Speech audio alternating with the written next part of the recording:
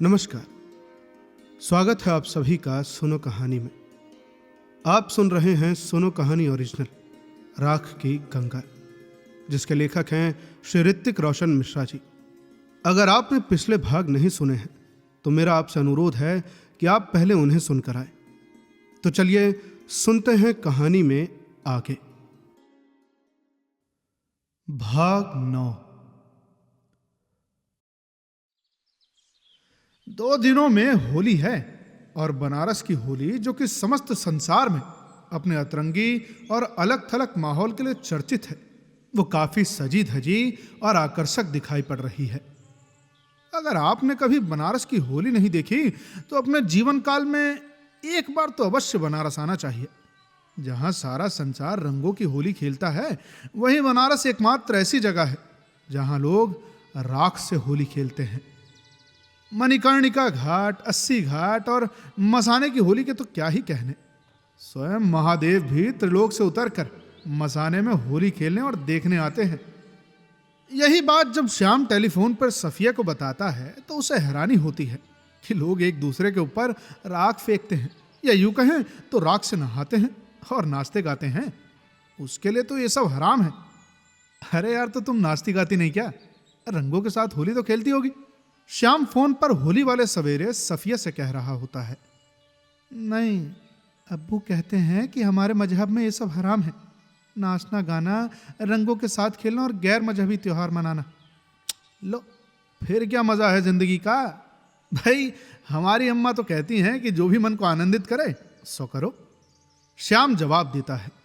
श्याम सफिया को यह भी बताता है कि किस तरह राखों की सबसे पहली होली मां सती और महादेव के विवाह में उनके भक्त गणों ने खेली थी, और बनारस में माता पार्वती और महादेव की विवाह और मिलन की खुशी में लोग राख की होली खेलते हैं। श्याम काफी वक्त सफिया को यह बताने में बिता देता है कि माता सती और माता पार्वती अलग अलग नहीं हैं, एक ही हैं। उनका पुनर्जन्म था।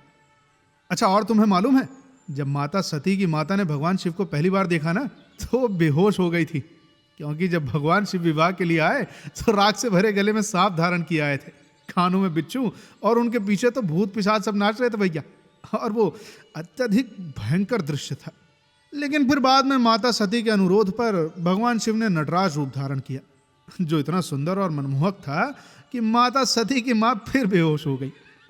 और ये कहते कहते श्याम खिलखिलाकर हंसने लगता है। श्याम सफिया को यह भी बताता है कि माता सती के पिता प्रजापति दक्ष भगवान शिव को बिल्कुल भी पसंद नहीं करते थे, और वो बिल्कुल नहीं चाहते थे कि उनकी पुत्री सती का विवाह महादेव से हो। वो तो महादेव को देवता भी नहीं मानते थे। आगे श्याम ये भी बताता है कि किस तरह प्रजापति दक्ष के अपमान करने पर माता सती खुद को अग्नि कुंड के हवाले कर देती है, और हजारों साल इंतजार के बाद महादेव को दोबारा पार्वती के रूप में मिलती हैं। माता पार्वती के कई रूप हैं, और माँ दुर्गा और माँ काली उन्हीं में से एक है। या खुदा, तुम्हारे मजहब में तो कितने भगवान हैं? हमारे यहाँ तो बस एक ही अल्लाह है, जिसकी कोई सूरत नहीं, मगर वही भगवान, वही खुदा है। सफिया जवाब देती है। हाँ हाँ, भगवान तो एक ही हैं, मगर उनके अनेक रूप हैं। खैर, और बताओ, फिर आज तो कॉलेज की छुट्टी होगी, पूरे दिन क्या करने का सोचा है? श्याम पूछता है। कुछ नहीं, सोच रहे हैं कि आज बाल में तेल लगाकर नहा ले और अब्बू के लिए कोरमा बना दे, उन्हें बहुत पसंद है। अच्छा, हम रखते हैं श्याम, शायद अब्बू आ गए हैं। हम तुम्हें कल सवेरे फोन करेंगे, ठीक है? अच्छा, खुदा हाफिज। ये कहते कहते सफिया जल्दी से फोन रख देती है। श्याम भी सफेद कुर्ता पहने गंगा घाट की ओर निकलने लगता है कि तभी उसके सामने गंगा आती दिखाई देती है। अरे गंगा, बिल्कुल ठीक समय पर आई हो। हम घाट ही निकल रहे, चलोगी क्या? आओ, तुम्हें मसाने की होली दिखा लाएं। श्याम गंगा की ओर देखते हुए कहता है। गंगा कुछ जवाब न देकर थोड़े से लाल रंग के गुलाल श्याम के पैरों पर रख उन्हें अपने माथे से लगा लेती है। अरे पगली, ये क्या कर रही है? चल उठ, चिंता मत कर, इस बार परीक्षा में तो बहुत अच्छे अंक से पास होगी। टीचर को घूस दे रही है क्या? ये कहते कहते श्याम गंगा के हाथों से गुलाल लेकर उसके नाक और गालों पर लगा देता है। अरे राजेश भाई नजर नहीं आ रहे? वो घर में ही है क्या? श्याम पूछता है। वो जिस बरस से माँ पिताजी का देहांत हुआ था ना, उस बरस से भैया होली नहीं मनाते। तो हम भी नहीं मनाते थे, लेकिन इस बार सोचा कि आपको गुलाल लगा दें। अच्छा चल, तुझे मसाने की होली दिखा लें। तूने शायद मसाने की होली नहीं देखी होगी कभी। नहीं नहीं श्याम, राजेश भैया को अच्छा नहीं लगे हमारा शमशान जाना।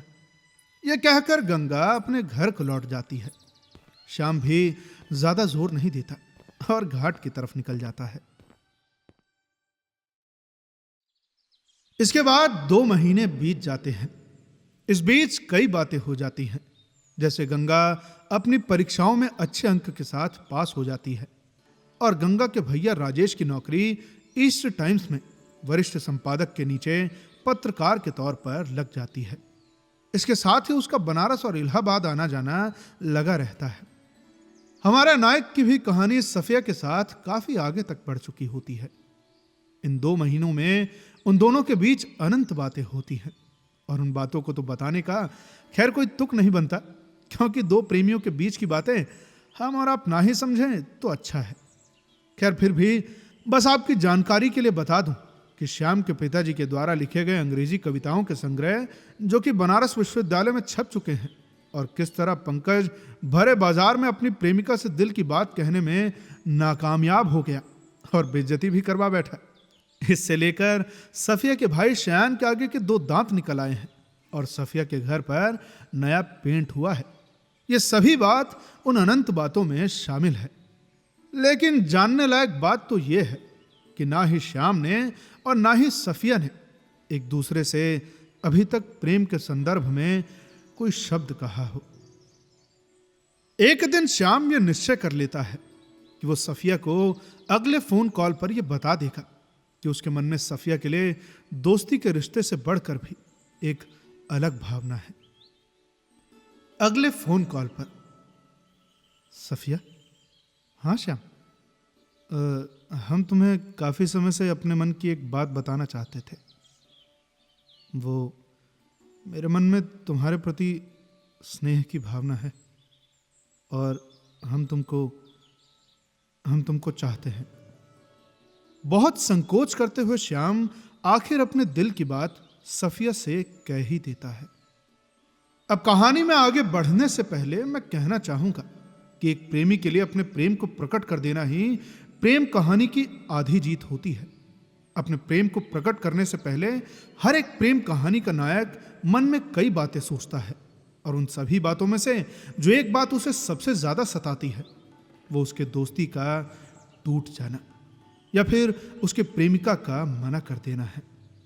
लेकिन हर प्रेम कहानी के नायक की जिंदगी में वो दिन अवश्य आता है कि जब उसे लगता है वो अब इस भार को नहीं उठा पाएगा और बहुत हिम्मत करके अपने मन और हृदय का भार प्रेमिका के सामने रख देता है।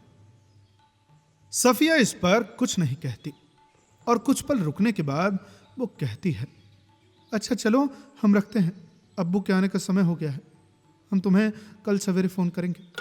कुछ समय तक तो शाम को यह समझ ही नहीं आता कि आखिर ये क्या हो गया है और उसने ये क्या कह दिया है। फिर उसका मन उदास हो जाता है कि सफिया ने कोई जवाब नहीं दिया। शायद उसके मन में श्याम के प्रति कोई स्नेह की भावना ही नहीं हो और वो केवल श्याम को दोस्त ही समझती हो। क्या उसने कुछ गलत तरीके से कह दिया? क्या उसे अपने प्रेम का इजहार किसी और तरीके से करना चाहिए था? क्या उसे कोई कविता, शेर या फिर कुछ अच्छा लिखकर सुनाना चाहिए था? यह हो सकता है शायद सफिया को उसकी बात समझ नहीं आई हो। ये सभी सवाल श्याम के मन में घड़ी दर घड़ी उमड़ रहे थे और वो गहन चिंता में डूबा जा रहा था। भाई, बड़े बुजुर्ग ठीक ही कहते थे, चिंता चिता के समान होती है। अब देखिए ना, हमारा नायक इतना ज्यादा चिंतित है कि वो ये भूल गया है कि उसे गंगा को पढ़ाने भी जाना था और रात्रि को वो बिना प्रोफेसर शुक्ला और अपनी अम्मा से बात किए और बिना कुछ खाए पिए खाट पर जाकर लेट जाता है। प्रोफेसर शुक्ला को अपने इकलौते बेटे की बड़ी चिंता होती है और उनके मन में कहीं ना कहीं यह आता रहता है कि श्याम के व्यवहार में इस बदलाव का कारण हो न हो जरूर उस फोन के पीछे छुपा हुआ वो व्यक्ति है। वो अक्सर श्याम से कहते हैं कि अगर कोई चिंता उसे सता रही है तो उन्हें बताए ताकि एक अच्छे निष्कर्ष पर पहुंचकर चिंता को हल किया जाए। भाई वो अपने पिता को अपने दोस्त जैसा ही समझे और कुछ निजी बात भी हो तो संकोच न करे। श्याम उनकी बातों को आधे मन से सुनता और हाँ में सिर हिलाते हुए कभी अपने कमरे में तो कभी आंगन में खाट बिछाकर पड़ा रहता। उसकी चिंता तो और ज्यादा गहरी हो गई जब अगले सवेरे सफिया ने कॉल तक नहीं किया। अब तो ना उसे कविता में दिल लगता, न पंकज और चिराग की मजाकिया बातें उसे अच्छी लगती, साथ ही साथ न उसे कॉलेज जाना और ना ही गंगा के यहां उसे पढ़ाने जाना अच्छा लगता। श्याम को छोड़कर ये सबको पता चल गया था कि श्याम का व्यक्तित्व कुछ बदल सा गया है। हद तो तब हो गई जब उसने गंगा को अपने टेलीफोन से सफिया को कॉल करने को कहा और कहा कि वो उसके अब्बू को कहे कि वो उसकी दोस्त है और उससे कुछ जरूरी बातें करना चाहती है कॉलेज के सिलसिले में। और फिर सफिया को फोन पर न पाकर वो चिढ़ जाता और चुपचाप कुर्सी पर बैठ जाता। गंगा के ये कहने पर कि वो लड़की श्याम से बात नहीं करना चाहती और वो उसे अनदेखा कर रही है, श्याम गंगा को डांट देता और गुस्से से कहता, सुनो गंगा, जिसके बारे में पता ना हो उसके बारे में गलत टिप्पणियां और गलत धारणाएं नहीं बनाते। गंगा को श्याम का यह रुष्ट और कठोर स्वभाव बिल्कुल पसंद नहीं आता और श्याम के गुस्सा करने पर वो उदास हो जाती। श्याम उसके आंसुओं को किताबों पर देखकर भी अनदेखा कर देता और ये चीज गंगा को और ज्यादा रुला देती। गंगा चुपचाप अपने किताबों को समेटकर अपने कमरे में चली जाती है। श्याम इस पर भी कुछ नहीं कहता और चुपचाप अपने घर को लौट आता। अब इन घटनाओं को देखकर तो मुझे पंकज मिश्रा की बात याद आती है कि उसने ठीक ही कहा था कि प्रेम मनुष्य के व्यक्तित्व को बदल देता है, उसके स्वभाव पर हावी हो जाता है। दो प्रेमियों के बीच की प्रेम कहानी क्या केवल दो लोगों की ही होती है, या फिर वो कहानी गंगा, प्रोफेसर शुक्ला और कई अन्य लोगों के भी? श्याम का स्वभाव कई लोगों को खल रहा था और इनमें भी सबसे ज्यादा दुख गंगा को हो रहा था, क्योंकि केवल गंगा ही थी जिस पर श्याम अपना गुस्सा उतारता था। पहले सबक न बनाने पर गंगा को एक या उससे ज्यादा सबक और एक हल्की सी और स्नेह भरी डांट श्याम से मिलती थी, मगर इन कुछ दिनों में श्याम का स्वभाव कठोर हो गया और वो अब गंगा को काफी कुछ कटु वचन बोल देता है और गंगा की आंखों में आंसू भर जाने के बाद भी वो रुकता नहीं है और उस पर कोई तरस नहीं खाता, यहां तक कि उसे चुप भी नहीं कराता। इन्हीं सब के बीच एक दिन सवेरे सफिया का फोन आता है और वो उसे बताती है कि उसके कॉलेज परीक्षा के कारण वो उसे कॉल नहीं कर पाई। उसने इन दिनों सवेरे से रात्रि तक उर्दू का अभ्यास और अपने नोट्स को पढ़ते हुए बिताया। शाम के उस दिन बोली गई बात पर वो कुछ नहीं कहती और उनकी बातें पहले जैसे ही सामान्य रूप में चलने लगती हैं। शाम भी उस दिन की अपने दिल की बात को वापस नहीं दोहराता। आगे हुई बातों में सफिया शाम को उर्दू के कुछ शब्दों को सिखाती है और समझाती है और वो उन शब्दों को हिंदी कविताओं में किस तरह से प्रयोग में लाए ये भी बताती है और उसे कहती है कि वो जरूर उर्दू में कोई कविता या शेर लिखकर सफिया को सुनाए। आगे शाम सफिया के पूछने पर उसे बताता है कि गंगा में मरे हुए लोगों के राख इसलिए बहाते हैं क्योंकि मान्यताओं के अनुसार माता गंगा उन्हें सीधे स्वर्ग लेकर जाती हैं, और फिर वो फोन रख देती है। इधर बीते कुछ दिनों में केवल श्याम का व्यवहार ही नहीं था जिसने गंगा के मन को चोट पहुंचाई हो। गंगा की प्रिय सखी कोमल का विवाह आने वाले दिसंबर के महीने में निश्चित हो गया है। कोमल के होने वाले ससुर का कहना है कि उनके बेटे का तबादला दिल्ली हो गया है और दिल्ली रवाना होने से पहले वो चाहते हैं कि अपने बेटे की शादी जल्द से जल्द इसी वर्ष कर दे और कोमल के पिता को इस बात से कोई आपत्ति नहीं है। इन्हीं सब वजहों से कोमल कॉलेज कम ही आती है और गंगा का ज्यादातर वक्त विमला और बाकी सहेलियों के साथ बीतता है। विमला का स्वभाव गंगा को कुछ खास पसंद नहीं है, जिसके कारण वो उन लोगों के साथ रहकर भी जैसे अकेले और खोई सी रहती है। कोमल की अनुपस्थिति में वो अपने दिल की बातें किसी और से साझा करने में थोड़ा हिचकिचाहट महसूस करती है और फिर चुप ही रहती है। उसका बड़ा मन करता है कि कोमल के साथ बैठकर श्याम की खूब बुराइयां करे और मजाक बनाए और अपने सखी के साथ बैठकर कुछ देर हंसे।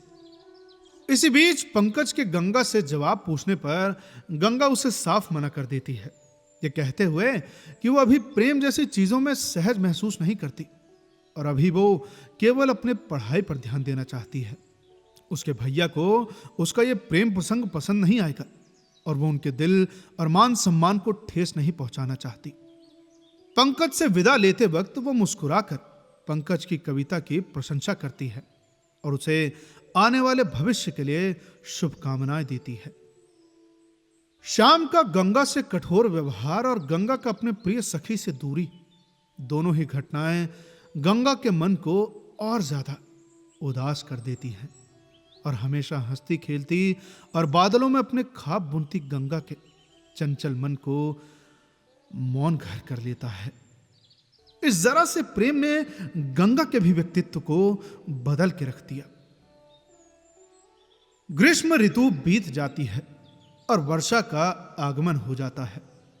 पेड़ पौधे, जानवर और पक्षियों के लिए तो यह बेहद मनमोहक और आनंदमय मौसम है, मगर हमारे नायक के लिए यह मौसम कुछ खास आनंद लेकर नहीं आया है। भारी वर्षा के कारण अक्सर टेलीफोन की लाइन खराब रहती है और सफिया से उसकी बातें कम ही होती हैं। कई दिनों में एक बार और कभी तो हफ्ते भर में भी बात नहीं हो पाती। इधर गंगा की भी परीक्षा खत्म हो गई है तो श्याम अब उसे पढ़ाने नहीं जाता। राजेश भी अपनी पत्रकारिता के काम में काफी ज्यादा व्यस्त है तो उसका भी श्याम से मिलना जुलना काफी कम हो गया है। भारी बारिश के कारण गंगा का जल स्तर भी बढ़ गया है, जिसके कारण वो सुबह सैर को भी नहीं जा पाता। वो कॉलेज से घर और फिर किताबें और अपनी कविताओं में डूबा रहता है और फिर सफिया के फोन का इंतजार करता रहता है। एक सोमवार जब श्याम अपने कॉलेज के लिए निकल ही रहा होता है कि तभी टेलीफोन की घंटी बजती है। श्याम लपक के टेलीफोन का हैंडल अपने कानों से लगा लेता है और कहता है, हेलो सफिया। सामने से श्याम को सफिया की आवाज में थोड़ा सा दुख और निराशा का भाव सुनाई देता है। वो श्याम से उसके घर का पता मांगती है ताकि वो उसे पत्र लिख सके और कहती है कि उसे पत्र पर बाकी की जानकारी देगी। तब तक के लिए वो उसे फोन न करे और इंतजार करे। प्रेम प्रसंग में प्रेमियों को धोखे और झूठ के बाद सबसे ज्यादा नफरत अगर किसी से है तो वो इंतजार है।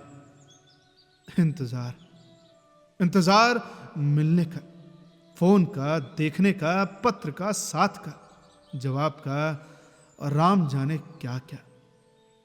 शाम को मालूम है कि वर्षा के कारण पत्र को आने में भी औसतन हफ्ते से 10 दिन तो लग ही जाएंगे और जब से श्याम ने सफिया के स्वर में निराशा और दुख का अनुभव किया है तब से उसके लिए हर एक पल गुजारना बेहद मुश्किल बना जा रहा है। सफिया के फोन कॉल के बाद श्याम 3 बार पोस्ट ऑफिस जा चुका है।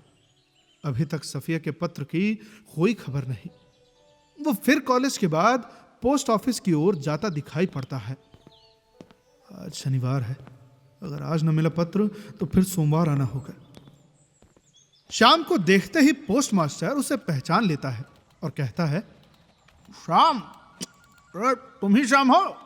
अरे भाई, तुम्हारे नाम का एक पत्र आया है लखनऊ से।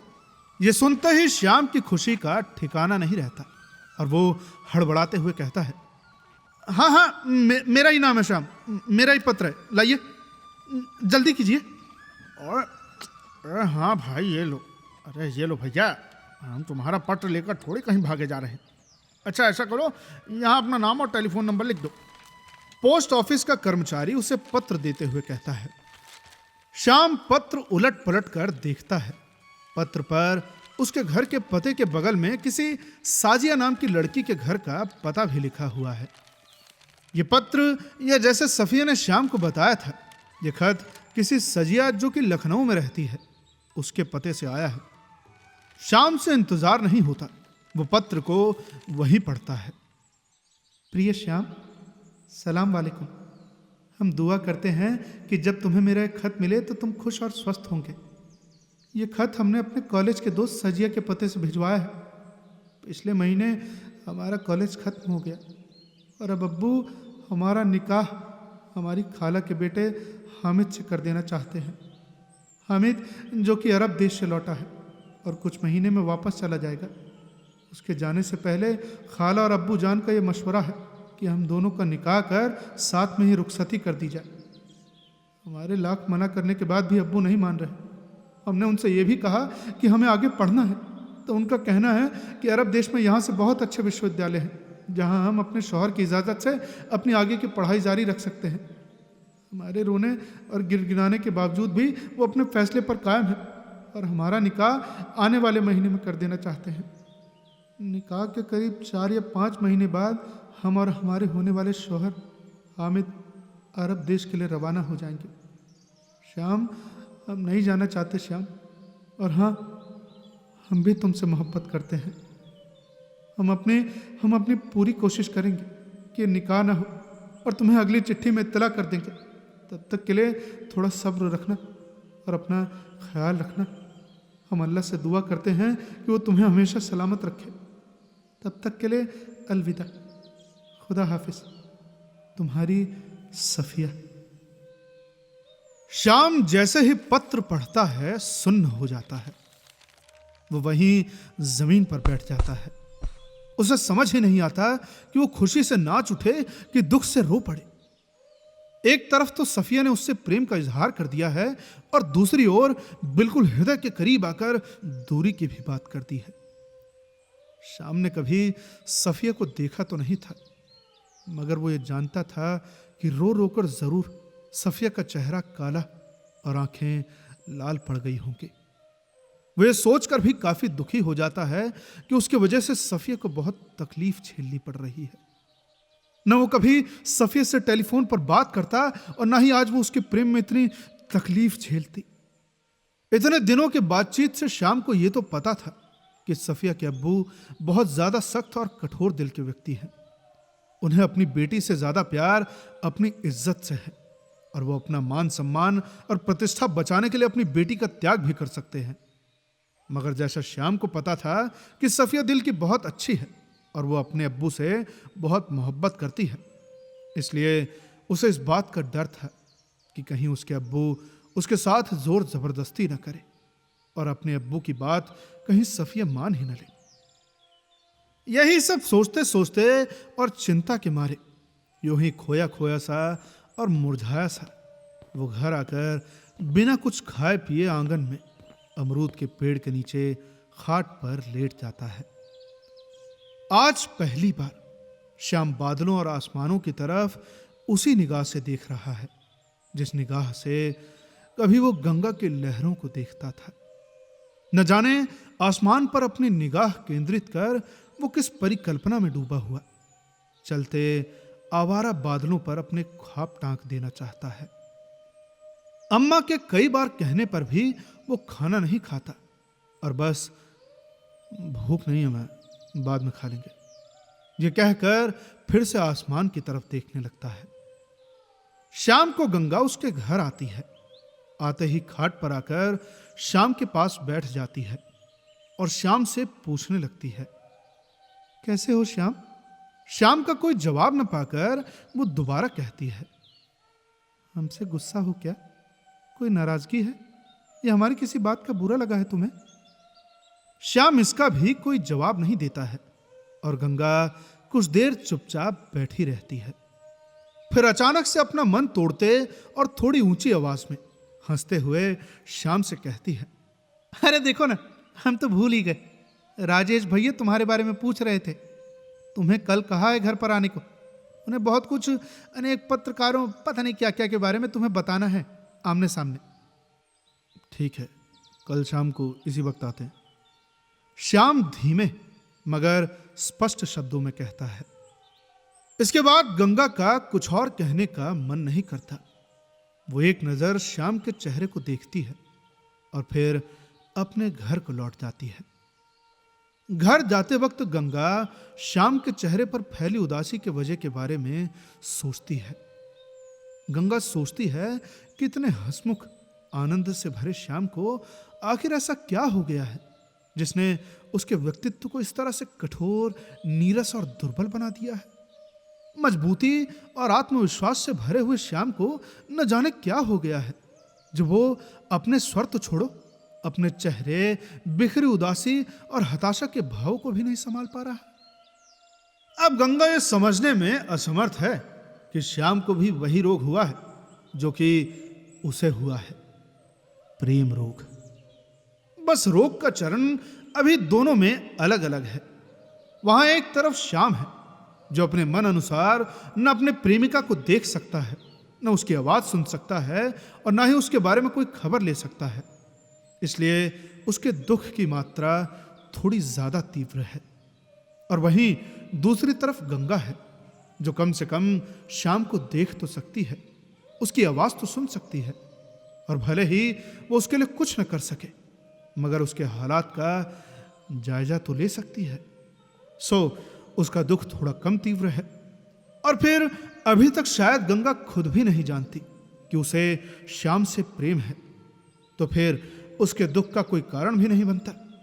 गंगा को कभी कभी यह समझ नहीं आता कि श्याम को दुखी देखकर आखिर वो क्यों दुखी है और उसके मन का भाव श्याम पर इतना क्यों निर्भर रहने लगा है। अगले दिन सवेरे उठकर श्याम राजेश के घर निकल जाता है। सफेद साड़ी और हरे रंग का ब्लाउज पहने गंगा आंगन में कुर्सी लगाए बैठी हुई है। उसके छाती से लगा हुआ कोई उपन्यास है और अपने उंगलियों को अपने बालों में घुमाते हुए आम की डाली पर किसी गिलहरी को कभी ऊपर तो कभी नीचे भागते देख रही है। श्याम आता है और कमरे से कुर्सी लाकर थोड़ी दूर पर गंगा के बगल में बैठ जाता है और कहता है, गंगा, राजेश भाई कहाँ हैं? उन्होंने हमें बुलाया था ना। अरे न जाने कहाँ खोए रहते हो श्याम, तुमने खुद ही तो कहा था कि तुम शाम को आओगे, सो हमने भैया से कह दिया कि वो शाम को आएंगे। अभी तो वो किसी काम से बाजार निकल गए हैं। गंगा कहती है, अच्छा शायद हम भूल गए होंगे। अच्छा चलो ठीक है, शाम को ही आते हैं। और ये कहकर श्याम कुर्सी पर से उठ खड़ा होता है। बैठो ना श्याम, हम तुम्हारे लिए चाय बना कर लाते हैं। आज तो वैसे भी कॉलेज नहीं जाना होगा तुम्हें। गंगा कहती है, क्यों आज क्यों नहीं जाना कॉलेज? आज क्या है? आज इतवार है श्याम। गंगा कहती है। श्याम को लगता है कि वो पागल हो गया है और वो गंगा को बिना कुछ बोले चुपचाप वहां से निकल जाता है। कुछ दिनों तक ये दुख और निराशा के बादल श्याम के चेहरे पर इसी तरह छाए रहते हैं। करीब 15 दिनों के बाद शुक्रवार को एक पोस्ट ऑफिस का कर्मचारी श्याम को चिट्ठी ले जाने के लिए टेलीफोन करता है। यह सुनते ही श्याम के मन में उल्लास और उम्मीद जागती है और वो फौरन ही पोस्ट ऑफिस के लिए रवाना हो जाता है। अब आगे की कहानी सुनने के लिए बने रहिए सुनो कहानी के साथ ही साथ फॉलो करें हमारे फेसबुक पेज और इंस्टाग्राम पेज को। और भी कहानियां जैसे कि मैला आंचल, राग दरबारी, कसब, इस सब के लिए फॉलो करें हमारे स्पॉटिफाई चैनल को। और साथ ही साथ हमें बताइए कि ये कहानी आपको कैसी लग रही है। मिलते हैं आपसे अगले भाग में। तब तक के लिए सुनते रहिए सुनो कहानी की अन्य कहानियां। धन्यवाद।